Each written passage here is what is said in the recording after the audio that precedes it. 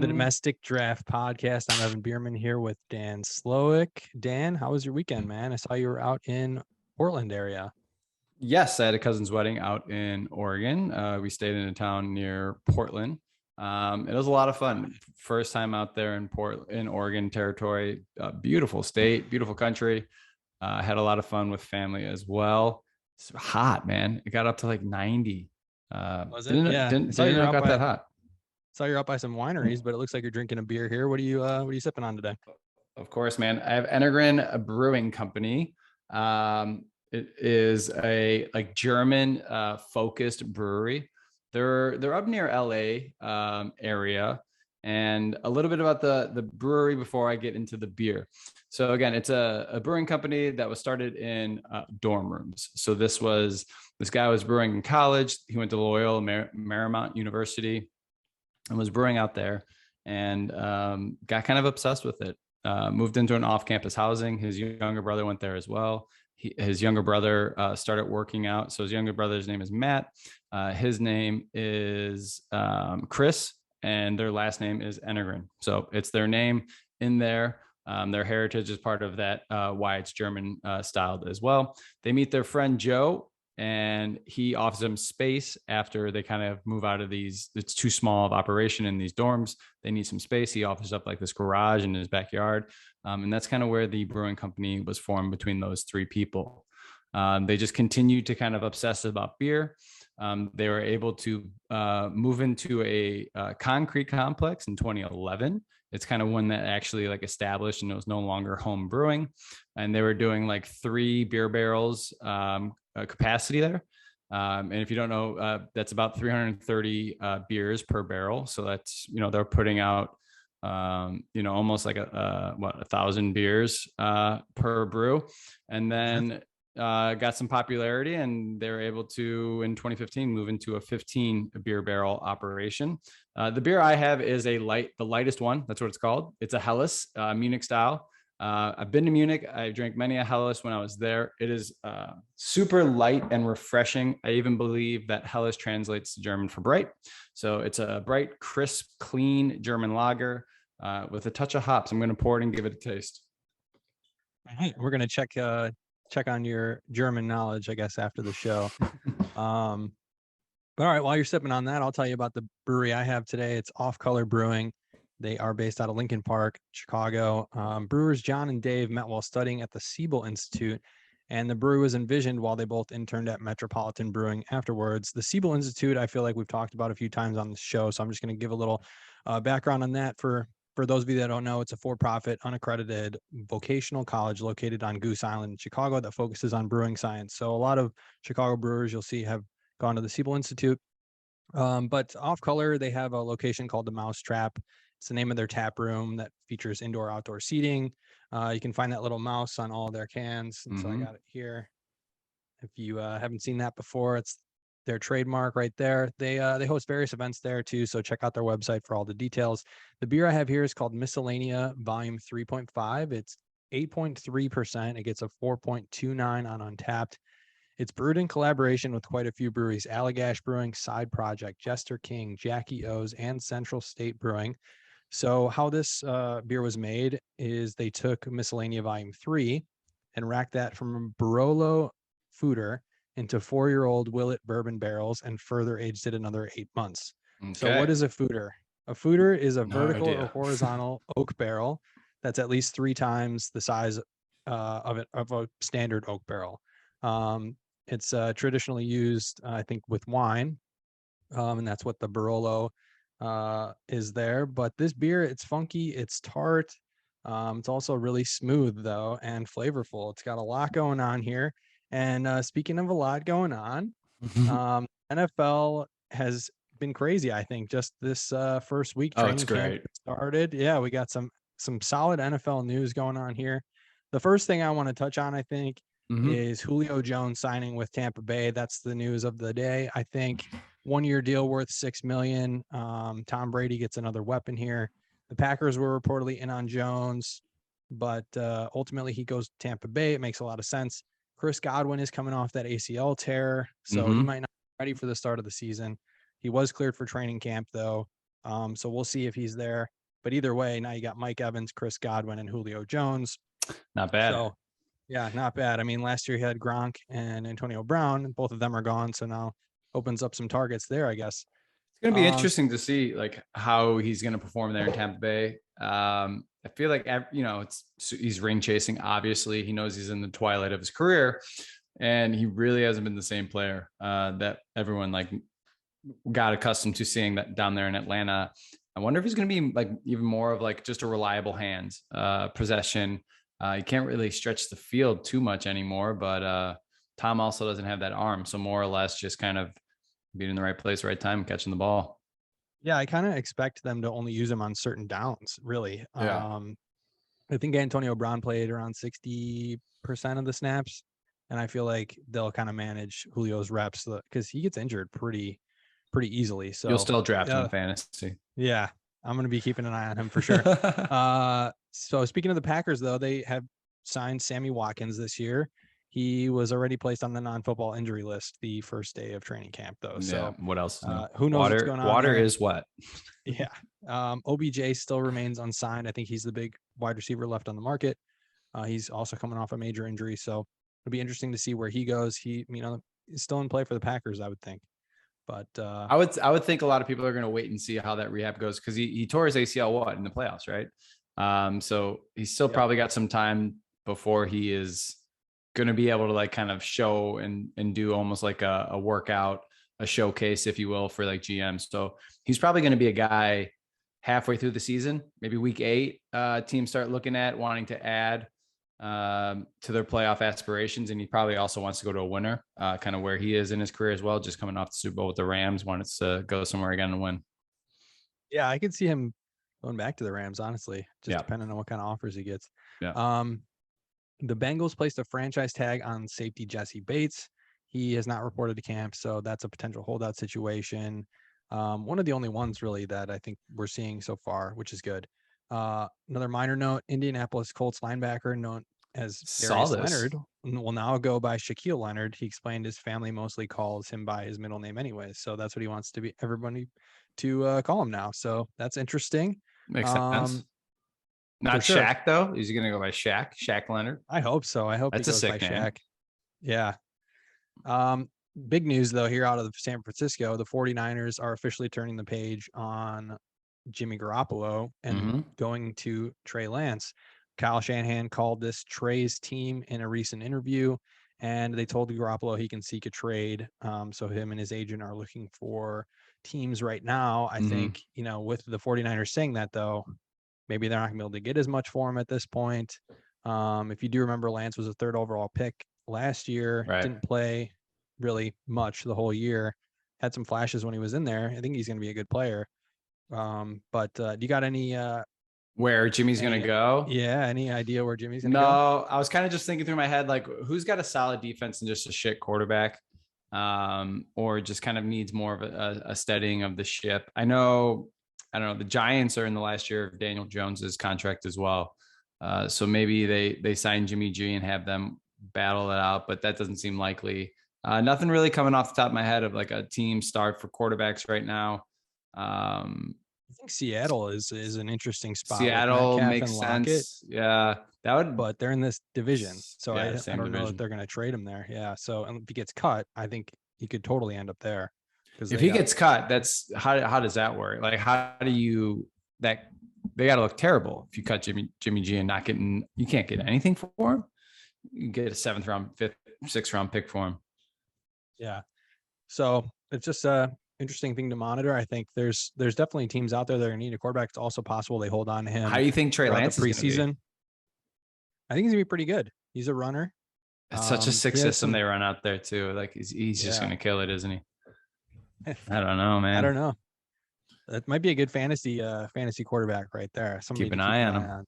Yep. Speaking of the 49ers, Deebo Samuel, still no extension. Earlier in the offseason, he was saying that he wanted out of there, but he did report to camp. So we'll see what happens here. I think it sounds similar to a lot of situations where it's negotiating between the front office and the agent. The player wants to be there. They know that, but they just got to go through the paperwork. And and they're showing up, right? So they're not getting fined. So they're showing up to camp. They're able to go through, like, I'm pretty sure they're able to go and hang out for the meetings. They just can't physically participate.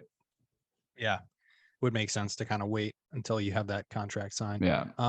Chris Carson retired due to a neck issue. He had neck surgery back in last November, if you remember, and was out for most of the season. So he's done. Looks like they're turning that over. They drafted that Kenneth Walker, I think, 3rd round, and they have Rashad Penny, who showed some flashes at the end of last year, but no quarterback. I don't know how good they're going to be either way. Some other things to watch: Kamara and Deshaun Watson suspensions haven't come down yet. I think the expectation for Kamara is that it's going to be 6 games. Why did I forget? What did he do? So he had an off-season issue. He got in a fight, I think, in Vegas. And He got arrested. He got arrested and admitted to throwing some punches too. So I think there's going to be a suspension for him for sure. NFL, 3 games. 3 games. Yeah, it might not be a lot, but the Deshaun Watson one, supposedly people are saying 12 games, but no one knows because, the NFL has been pretty quiet on that one for, for a while. So we'll see. I think before that whole the thing's season ridiculous. have to get done. And then Jerry Jeudy also had an off-field issue, but his charges were dropped. So still up in the air if the NFL could do anything. They could hand out a suspension on that one too. But there's a few names to watch to see if they might miss some games, especially if you're playing fantasy football. All right. Well, that takes us to the Bears. Let's do it, man. Let's get into it. Training camp started. I want to hear your opinions on this. Refreshing the Twitter feed all day today, like looking for the quotes, looking to see how we're doing. Offensive line, just last 48 hours, 72 hours, just like boom, 2 starters, sign them. All right. Yeah. Names that I've seen on the field before, names that I recognize, not killer signings by any like account, but stable. A young offensive line that was awful. I'm just excited, man. I think it's first day of camp. I think everybody who's a Bears fan just kind of woke up today and was just like pumped, looking for the headlines, wanting to see I saw videos of like, Fields rolling out and throwing a dime on a receiver, kind of with like the corners, back turned to him and just like finding that little small window, throwing it right by him. Yeah. Just give me all the content. Give me everything right now. I still think this team's not going to do great, but I think it's going to be fun to watch because there's just a lot of young players on this roster that could potentially turn into, like very solid NFL like players. I think our secondary that we drafted is going to be solid. I think they're going to really, really impress people. I think with like, Coach Flus, I think that's his like bread and butter, right? Is defense. Put him Roquan at the will. We got our 2 rookies playing in the secondary there, and we got Jalen Johnson coming back, who's just a stud. I think I heard on the radio today that Cooper Kupp said that Jalen Johnson was one of the best corners he faced. Really? Last year. So that's where I think that. That's where the Kool-Aid I'm drinking is that this defense is going to be great. And I think we're going to run the shit out of the ball to where it's going to be like, we say this every year. Same. Wait till I get to my wins and loss. I like right now I'm talking myself up and like really feeling the Bears, but that's every single year. Like you said, take a step back, look at the schedule. I'll tell you how I feel at the end. What about you, man? All right. So let's talk about some of the training camp storylines. So they signed Jaquan Brisker to his rookie deal. He was the last of the Bears draft picks. So everybody's now under contract, which is great. Mm-hmm. Good to see with the start. All the rookies. Camp. The rookies are under contract. All the rookies. Yep. Yeah. And they signed, like you said, O-lineman Michael Schofield. Not to be confused with the Prison Break Michael Schofield. Yeah. If you're Orland Park native, right? Yeah. Yeah. Michael Schofield, the lineman, is an Orland Park native. He's 6'6", 300+ pounder. Selected by the Broncos back in the 3rd round of 2014. So he's been in the league for a bit. Mm-hmm. He was also part of the line back when they won Super Bowl 50 over the Panthers. So also his wife is a Olympic gold medalist for the USA women's hockey team and also part owner of the Chicago Red Stars, which is the women's soccer team there in Chicago. Little tidbit for you there. Interesting. Okay. Yeah, so like that's a great Chicago guy there, right? Yeah, like that's He like grew up a Bears fan. I think some of the quotes today was like, diehard almost, if you will. I think the first jersey he bought was a Kyle Orton jersey, which tells you a little bit about the guy. So even if he sucks, he's going to be fun to root for. Yeah, for sure. And then I think the bigger name was offensive tackle Riley Reef, who they signed earlier today. He's 6'6", 300 plus as well. He was taken by the Lions with the 23rd pick of the first round back in 2012. So he's been in the league for a while. He's been kind of a mainstay, as a tackle in this league. Lined up at left tackle with the Lions and the Vikings from 2013 to 2020. Then he's playing right tackle for the Bengals last season. So he's somebody on the outside of your line that's going to be kind of a mainstay. I think we're gonna definitely see him out there.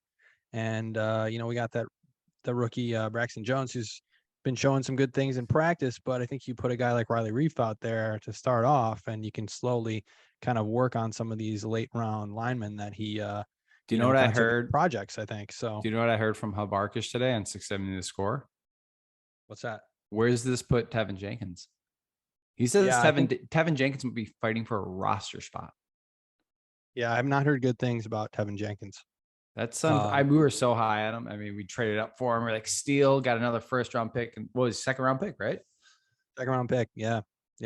Some people were saying he was potentially late first. There were some injury concerns last year, and I guess he's just not really showing out in practice, which is not good. I hear a lot of people like that Braxton kid, long arms. Yeah. He's looking good. So some other notes: Sam Kamara was placed on the PUP list. So was Dane Cruikshank and Michael Joseph. I think he's a UD alum, right? Mm-hmm. University of Dubuque. And then That's right. receiver Tajay Sharp is also on the non-football injury list. So And so is we'll see what Roquan happens Smith. with that. Yeah, we'll see what happens with that wide receiver room. And then we get to Roquan Smith, who's the big name, I think, of camp so far. He was placed on the PUP list today. He's seeking an extension. I don't know. Is he injured? Do you think they just placed him on that list so that he wouldn't get fined for missing practice? What do you think's going on there, Dan? So another credit all this to Hub Arkish, excuse me. He was on with Matt Spiegel today. But pretty much what it sounds like is that it's more or less not it's the agent and the front office are meeting. They put him on the PUP list. I don't think he's injured, but also he wouldn't be fined if he showed up. So a lot of people were saying they put him on the PUP list because he wouldn't get fined, or so he doesn't get fined. But if a player shows up and is holding out, that you can't find them. You just you're contract negotiate. It's when they don't show up to camp is when you can find them. I think, and I fully believe, even the quotes from, head coach Flus was basically Roquan's doing great. We're in constant communication. He's in the meetings. He's going over to Will with this new scheme that they're putting in. And it's more or less just, get it done kind of thing. And, agents and front office, it's their job to get the best for their player. It's the front office's job to get the best deal for the team. So I'm sure it's just, they're at the, each other's 20-yard lines, and they got to, meet in the middle. And it's going to take, he doesn't need time to get ready for camp during camp either. I would hate for him to miss valuable reps, though, even at the beginning here. You think he needs it? Coach coming in. No, he's a great player. I mean, but you got a new coach coming in. You got a new scheme. This guy's going to be your leader. He needs to be there at all those practices. So they need to get this done quick. If this lingers, it's going to be he's in serious pain for this defense. You think so? Yeah, I think so. I think he's got to be out there. I think he's got to be out there, and I think he's got to be directing traffic out there. He can't be on the sidelines this whole training camp and then expect to go in there week one and be directing this whole defense that he's been looking at from the sidelines. I think he definitely needs to be out there. I agree with you. That's there. just my opinion. If it's week one, but I would put money that this gets done before preseason, and that he gets reps a couple practices before, gets those 3-4 preseason games under his belt, and he's totally fine. I think he's going to be fine either way. He's a great player. I just, you need that leader out there. I think a lot of those guys do, especially all the young guys that we got on that defense. I mean, he's still there. He's still at Hallis Hall. So his presence is being felt. He's in that linebackers room. He's in the defensive meetings. Like, he's still there. It's not like he's just not there. Yeah. I think it's a little bit different for somebody that's just like, hey, why aren't you doing this or that, in a meeting? And it's like, well, dude, you're not even on the field. I think there's just that kind of dynamic, and it's, neither here nor there. I think you're right. It is going to get done eventually, but I think Yeah. it's better that he's out there and that he's actually leading by example rather than from the sidelines. But yeah, I don't know. the I don't other, know. the other thing that's kind of lingering is Robert Quinn.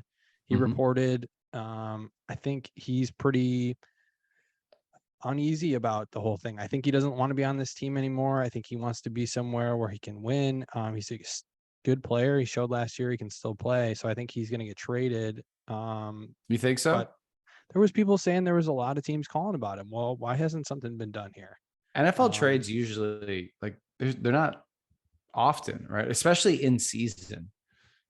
So yeah, if a trade's going to happen, it needs to be happening quick. But I don't know. I think he sticks around. I think he plays the really, season as a Bear. you think so? Yeah, I think him and I think Roquan and our secondary. That's like, I think our defense is going to be surprisingly good. Not good enough for like a winning season, but good enough to be respectable and to show that we have like a promising future. And I think yeah. you keep a couple guys like that around. Obviously, Roquan's a little younger, but I think he stays around. I think he plays the whole season. I think he is able to mentor some of the younger edge rushers that we got on there and teach him a couple things. You think he's gone? It's because Yeah, I like think so. NFL trades, like what are we going to get for him? Not Well, much. I mean, He's yeah, got a year I don't know. left in his contract. What? Something like that. You can get a fifth rounder for him. Are you doing that? Yeah. What's the point of that? No, No, not no, taking the pick. no. I'd rather start like it's your quarterback's second season, new offensive, new coaching staff. Yeah, a fifth round pick isn't worth what he can instill like in the locker room and on the field and like kind of show the team this is the nasty that you need. This is kind of how you play at this level. Is not worth a fifth round pick, No, in my all right, opinion, Evan. okay. We'll see what happens with that. I'm curious to see. I mean, because he was kind of nothing before he came to the Bears, and then he had a huge year. And so it's like, do you just capitalize on what he had going last year and get He yourself wasn't a pick? nothing. He was pretty solid, right? Out of Dallas, right? That's where we got him from the Cowboys. I'm Yeah, pretty he was. sure. I'm pretty sure it was out of Dallas, and he was pretty good. I think he's just had injury here and there, and but also in other stacked teams. I don't think it was a surprise that he did so well for the Bears. He set the franchise record for sacks, but not a surprise that he was good. So in 2019, he was with Dallas. He had 11 and a half, actually pretty good year. And then goes to the Bears in 2020, plays 15 games, starts 13 of them, only 2 sacks. So he was Yeah, terrible in 2020. yeah, yeah, yeah, And then he came back, set the franchise record, like you said, for the yeah. Bears in 2021, Pro Bowler. And so it's like, I mean, outside of 2013, he was Defensive Player of the Year voting. He had 19 sacks back then. I mean, this is like a resurgence. This is like one of his best seasons. That's his second best season. And he's been in the league 7 years now. Yeah. So, or 10 years now. I'm sorry. So I don't know if you can get something for him. I think you get rid of him. This is a rebuilding team. We're not going anywhere. But that's just my opinion. You still need Other vets when you're Bears, rebuilding. yeah, for sure. You can't completely tear it down. Yeah.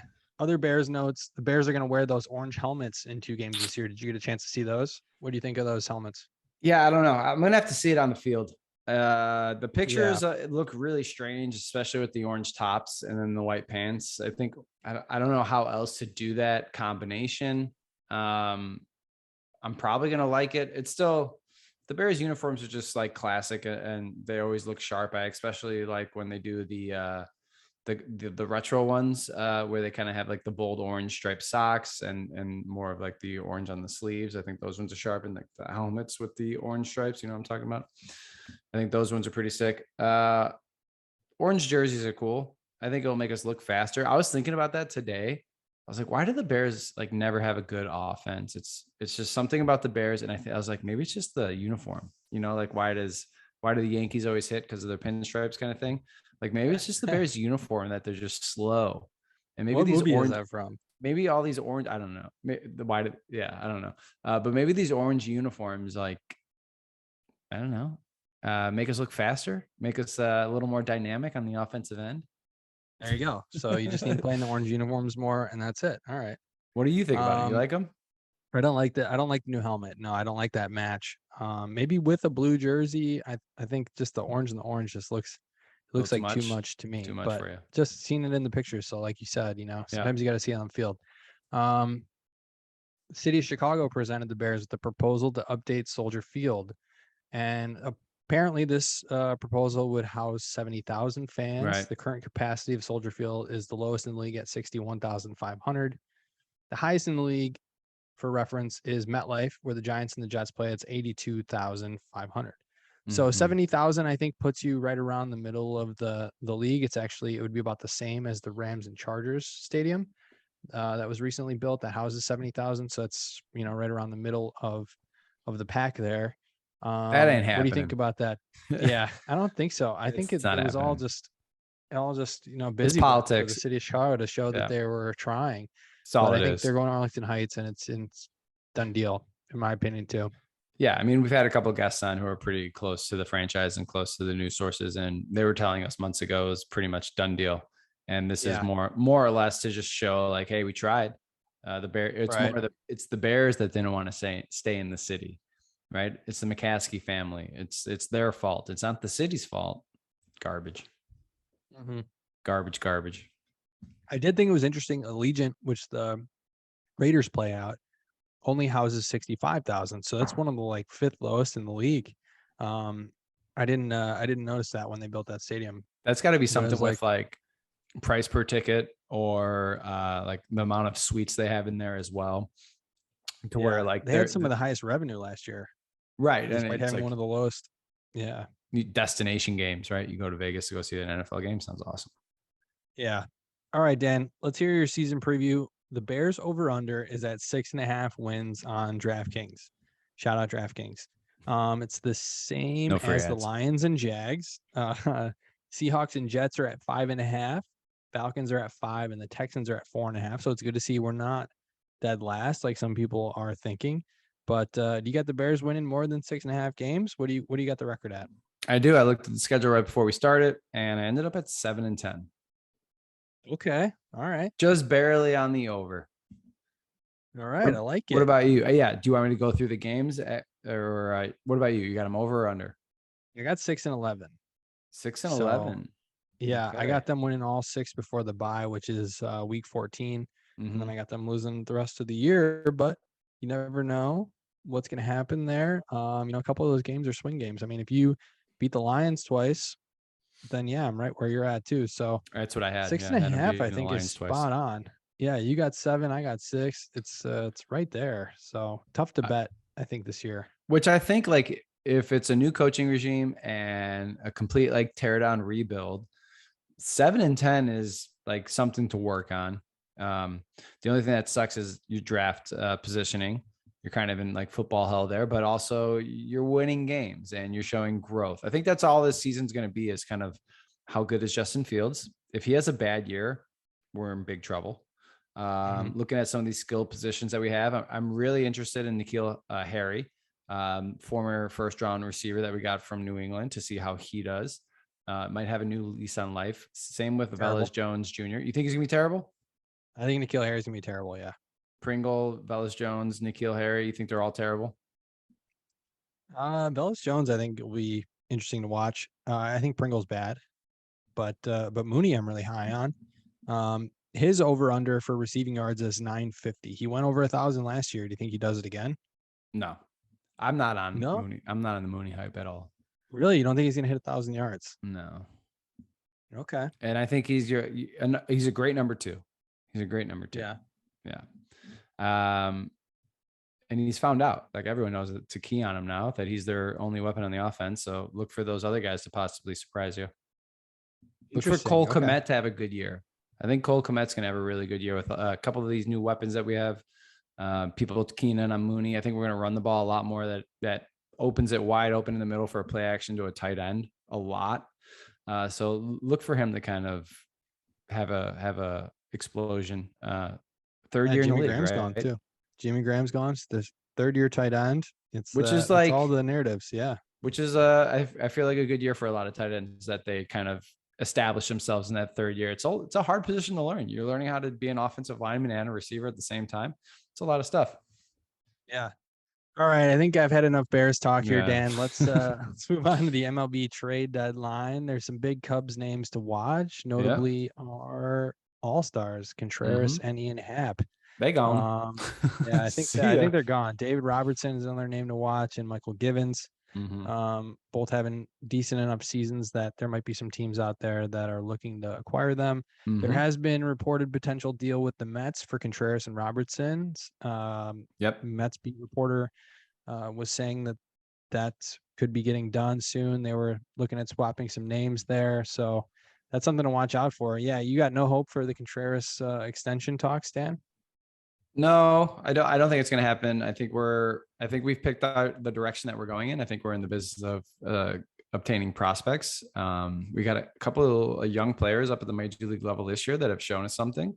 Our farm system is getting replenished after it was completely gutted when we did a lot of win now moves, trading away Eloy, Cease, Glaber, like we needed to rebuild it. So yeah, I think they're gone. I think Contreras makes sense to the Mets. Their catchers are terrible this year. I think Hap is at an all-time high right now. If you want to sell him, I would be fine if they didn't. But I think, like I said, I think we're in the business right now of getting prospects, and I think we're not going to be competing. We're not a move away. We're not two moves away. We're not three moves away. So why not go ahead and kind of just get as many players as you can and build for that sustained success like we tried to, like we did with the Cubs with Theo, but then kind of sold everything to try to win now and kind of mortgaged our future.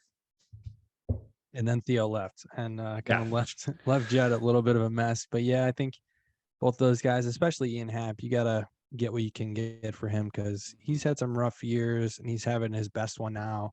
And Definitely. there's a lot of teams that are calling about him a lot. And I think you gotta He's played see what you can everywhere. get. Yeah, the most you can get for him. He's a switch hitter. He can play anywhere. He's a great player. It was nice to see him in a Cubs uniform, but yeah, I think he's gone, and I think it's going to be sad to see Contreras go. It's tough, I think, because we have no catchers in the pipeline. So I hope we get one back that we can be excited about. I don't Yeah. know that the Mets are going to want to give up Alvarez, who's their big catching prospect, who's supposedly pretty close to being in the MLB, but we'll see. I'll be clear. Like, I don't think you need a stud catcher to win a World Series. I think you need a very efficient on the defensive side and game management side. If they can't hit, that's fine. I think that's where most teams are.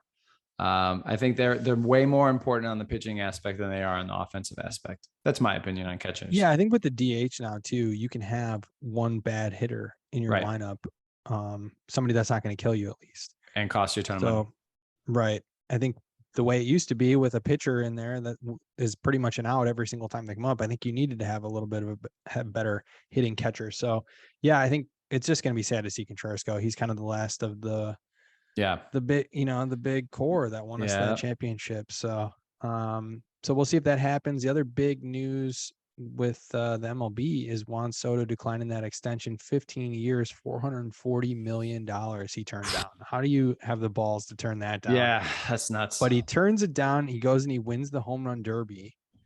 And of course, everyone wants this guy.